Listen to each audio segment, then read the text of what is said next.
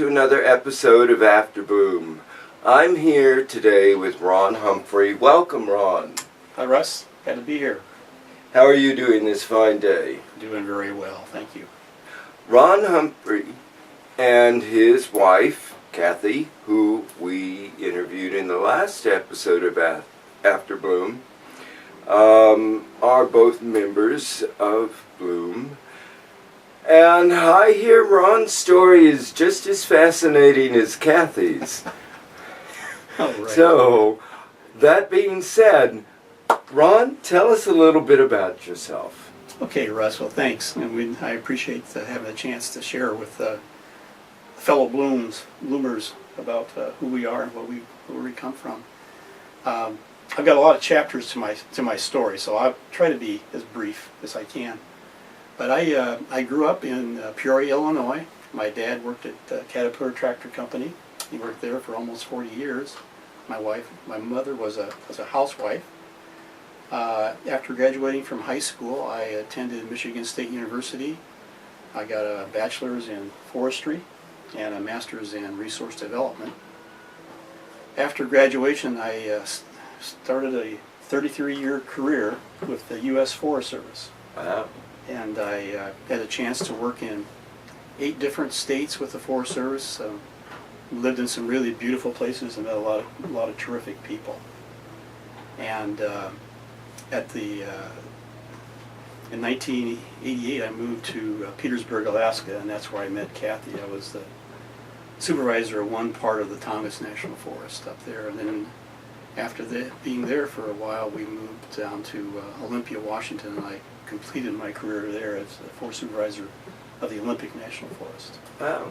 And I was married right out of college, and my first wife and I had one daughter, and she and her husband live in Seattle with 2 grandkids.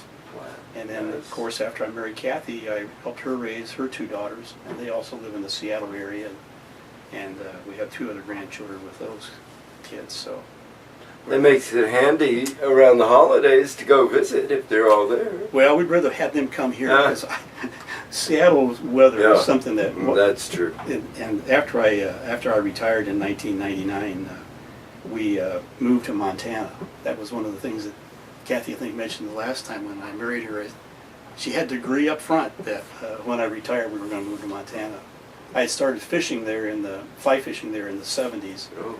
And fell in love with it, and actually had a chance to work in Montana as well, so I always wanted to go back. So we've lived in a little town on the Madison River, and it's called Ennis. It's about 5,000 feet elevation, about 800 people. And our whole county, we don't have one stoplight, so we really enjoy being there with the beautiful scenery and some lovely people. And the chance to fly fish, I find fly fishing to be a very meditative sport. Yeah, it's like golf for many people. You get on the river and you're just thinking about the river and the fish and the surroundings. You forget all about your other cares in the world. So it's a challenging sport, but it's an art form in a way. I tie a lot of my own flies and really enjoy being on the river. How long have you tied your own fly? Well, I started tying flies in 1986, 87, something like that. I was in working near Eugene, Oregon, and it was a community college class that I took. And that was excellent, got me started. Yeah, because it is even considered to be a folk art form. Yeah. Well, I'm not that caliber, but there certainly are a lot of fly tiers who are just excellent. So what brought you to Bloom? What was it that you saw in Bloom that made you want to be here?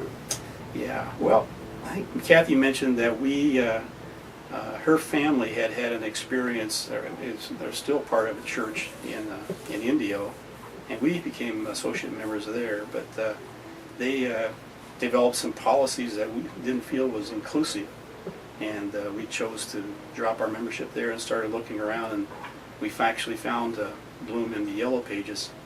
But I guess really on a little deeper level, what brought us to Bloom was probably God within us. like Chuck Yeah. Wilhelm mentioned last week in his commentary, what the spirit that was within us, that God touches us and He guides our lives. Mhm. Early on in my life, I got to see discrimination up close and personal in the community I lived in that was segregated, basically. I went to a high school that had over 1,200 students, and we probably had 30 black kids in the whole school. And in a community that was over 100,000, that was over 30% African American. Yeah. In the church I belonged to, there were no black people. Early on in my life, I started to think, there's something wrong with this picture. People are being excluded because of their race. And people talk one way in church, and then they went out in the world and performed a different way. So, that helped form some values in me in terms of how I thought people ought to be treated, and that inclusion is really an important part for me. Yeah, very nice. Very nice.